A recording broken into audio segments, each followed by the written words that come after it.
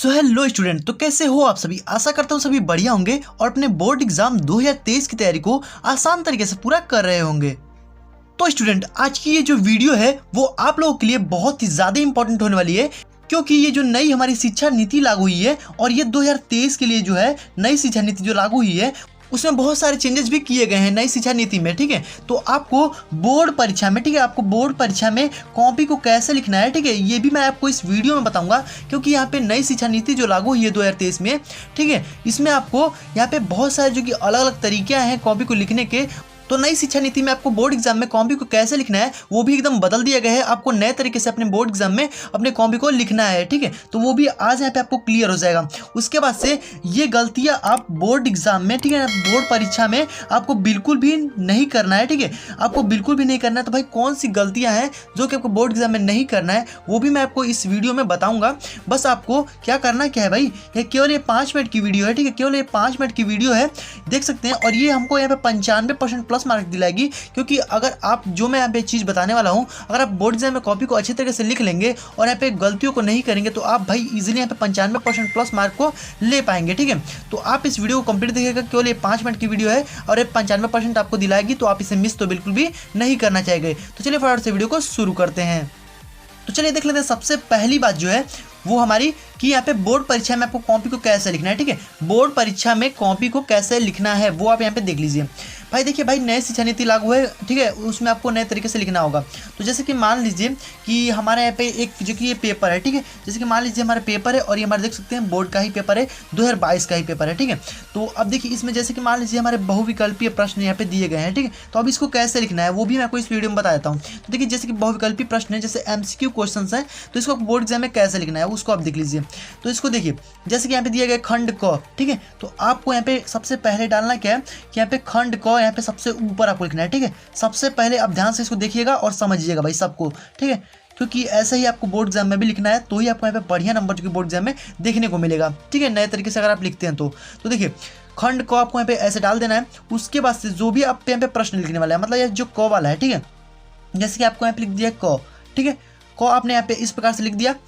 Okay, अब भाई देखिए, अब भाई आपको इसमें टाइम वेस्ट नहीं करना है। अब बहुत सारे स्टूडेंट क्या करते हैं कि इस क्वेश्चन को भी लिखने लगते हैं, तो मतलब इस क्वेश्चन को आपको यहाँ पे नहीं लिखना है, इसकी कोई भी जरूरत आपको नहीं है। आपको बस करना क्या है कि जो क आपने यहाँ पे लिख दिया है ना, अब इसमें आपका जो भी यहाँ पे सही आंसर, ठीक है, जो भी आपका सही आंसर है उसको आपको करना क्या है कि मान लीजिए इसमें हमारा साहित्य सहचर के लेखक हैं, तो इसमें भाई कौन है, तो देखिए हमारे जो हजारी प्रसाद द्विवेदी जी हैं वो साहित्य सहचर के लेखक हैं। तो अब भाई इसमें आपको ज़्यादा कुछ नहीं करना है, आपको यहाँ पे डालना क्या है, यहाँ पे उत्तर, ठीक है, क्या डालना है, उत्तर, ठीक है, इस प्रकार से आप उत्तर यहाँ पे डाल दीजिएगा।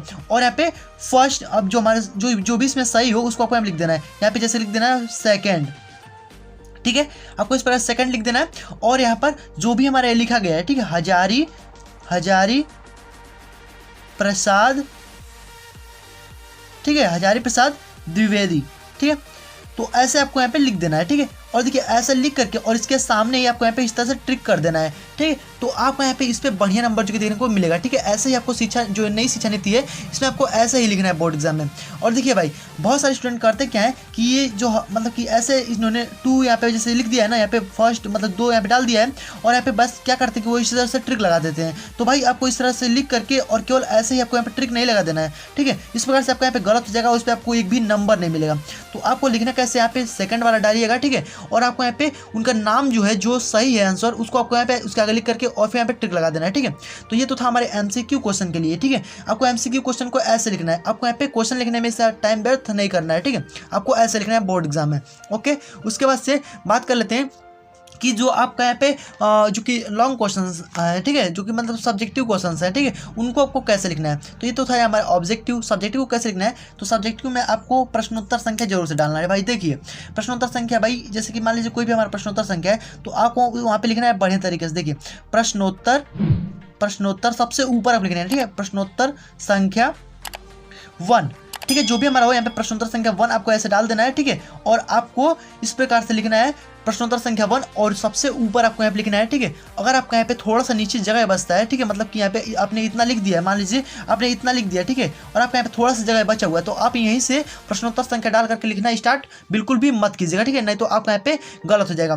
तो आपको लिखना कहाँ शुरू करना है, आपको यहाँ से चूंकि लिखना है, ठीक है। अगर आपका यहाँ पे खत्म हो जाता है तो आप यहाँ से बिल्कुल भी मत लिखिएगा, नहीं तो आपका नंबर जो है यहाँ पे मतलब जो एग्जामिनर होंगे वो यहाँ पे चूंकि ध्यान उनका नहीं जाता है, ठीक है, और यहाँ पे आपको कोई भी नंबर नहीं मिल पाएगा। प्रश्नोत्तर संख्या वो देखेंगे ही नहीं तो नंबर कहाँ से देंगे भाई। तो सबसे पहले वो लोग प्रश्नोत्तर संख्या को ही देखते हैं और फिर यहाँ पे कॉपी को चेक करते हैं, ठीक है। तो आपको प्रश्नोत्तर संख्या बढ़िया तरीके से लेना है ताकि यहाँ पे बोर्ड एग्जाम में जो कि कॉपी जो चेक कर एग्जामिनर, ठीक है, उनको बढ़िया तरीके से दिखाई देते कि हाँ भाई प्रश्नोत्तर संख्या को कैसे मतलब कि कौन सा प्रश्नोत्तर संख्या इस लड़के ने लिखा है, ठीक है।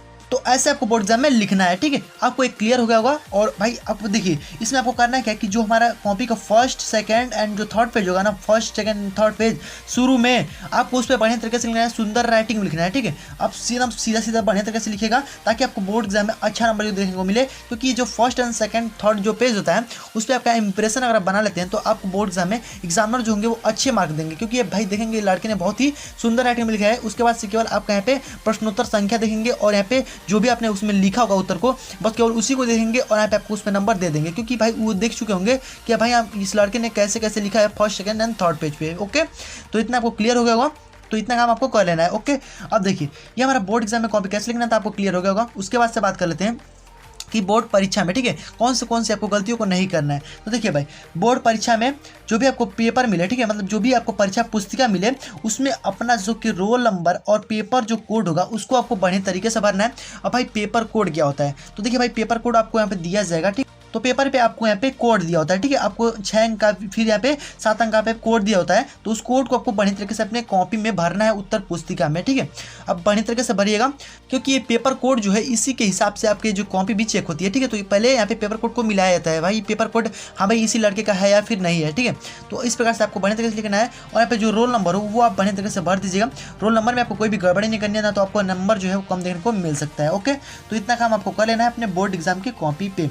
ओके, तो अब देखिए अब अगला जो आपका आ जाता है, अगला वाला क्वेश्चन क्या है भाई कि यहाँ पे आपको परीक्षा पुस्तिका में, ठीक है, आपको परीक्षा पुस्तिका में कोई भी ऐसी बात बिल्कुल भी नहीं लिखना है, ठीक है। अब भाई कैसी बात आपको नहीं लिखना है तो आप यहाँ पे देख लीजिए। आपको यहाँ पे जैसे कि यहाँ पे देख सकते हैं, यहाँ पे गाली हो गया, कसम हो गया या फिर गाना हो गया, आपको ऐसा काम बिल्कुल भी अपने बोर्ड एग्जाम के कॉपी पे बिल्कुल भी नहीं करना है भाई।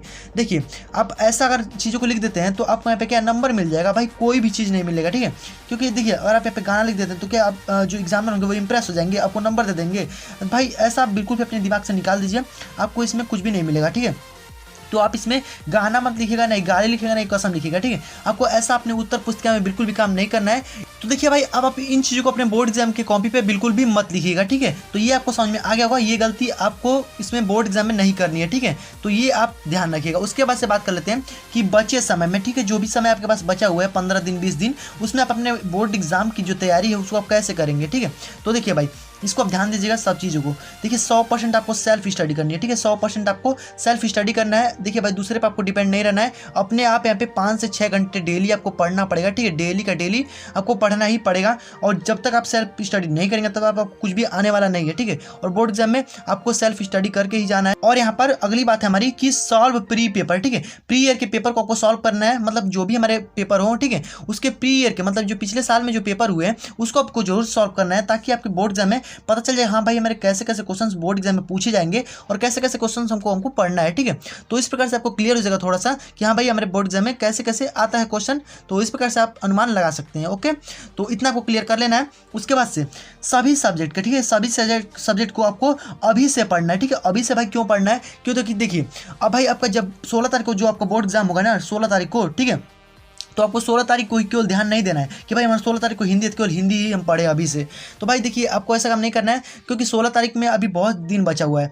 तो आपको 15 दिन 20 दिन जो भी आपको बचा हुआ है उसमें आप 2-2 3-3 दिन आप जो भी हमारे उसके आगे के जितने भी सब्जेक्ट्स हैं, जैसे इंग्लिश हो गया, ठीक है, मैथ हो गया, उस पर भी आपको ध्यान देना है।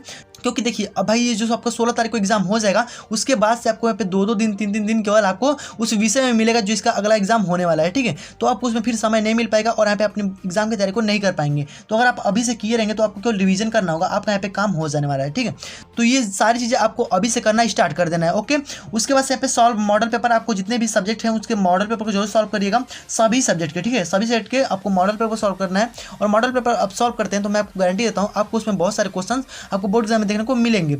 उसके बाद से देखिए इन सारे कामों को करने के लिए, ठीक है, जो भी हमारे काम दिए गए सारे काम को करने के लिए आपको यहाँ पे मेक और बेस्ट टाइम टेबल, ठीक है, आपको बेस्ट टाइम टेबल आपको बनाना पड़ेगा, तो ही आप इन सारे कामों को कर पाएंगे इजी तरीके से। ओके, तो ये आपको काम बिल्कुल भी कर लेना है। ओके, टाइम टेबल आपको एकदम बेस्ट बनाना है, जिस टाइम आपको कुछ भी काम ना हो और उस समय केवल आपको पढ़ना ही हो, तो आप 2-3-4 घंटे आप वहाँ पर लगातार पढ़िए, उसका थोड़ा सा रेस्ट लीजिए, फिर आप पढ़िए। ठीक है, तो अभी से आपको ऐसा काम करना पड़ेगा, क्योंकि यहाँ पे आप बोर्ड एग्जाम के लिए आपको थोड़ा सा भी यहाँ पे टाइम नहीं मिलने वाला है। अब आपका 16 तारीख को केवल एग्जाम है और आपका केवल यहाँ पे 20 दिन बचा हुआ है, तो आप जरूर से यहाँ पे अभी से पढ़ना स्टार्ट करिए, वो भी टाइम टेबल के माध्यम से। ठीक है, तो ही आपको यहाँ पे बोर्ड एग्जाम अच्छा नंबर देखने को मिलेगा।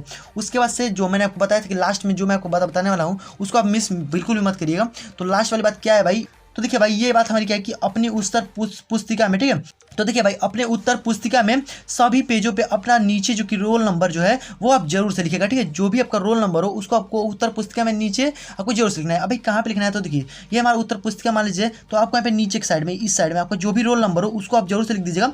इस प्रकार से आपका कॉपी जो है वो बदली नहीं जाएगी, नहीं तो बहुत सारे स्टूडेंट की कॉपी भी बदल दी जाती है और वो फेल भी हो जाते हैं। तो आपको ऐसा बिल्कुल भी नहीं करना है, आपको यहाँ पे रोल नंबर जो कि जरूर से लिख देना है। तो यही थी लास्ट बात जो कि आपको यहाँ पे ध्यान देनी है अपने बोर्ड एग्जाम की कॉपी पे। ठीक है, आपको भूलना नहीं है भाई, नहीं तो आपका बोर्ड एग्जाम में नंबर कम देखने को मिल सकता है और कॉपी भी एक्सचेंज हो सकती है। तो एक्सचेंज आपको कॉपी को नहीं करना है, आपको यहाँ पे बढ़िया तरीके से आपको जो कि रोल नंबर साइड में लिख देना है। ठीक है, तो आई होप कि आपको ये सारी चीज़ें इजीली क्लियर हो गएंगी।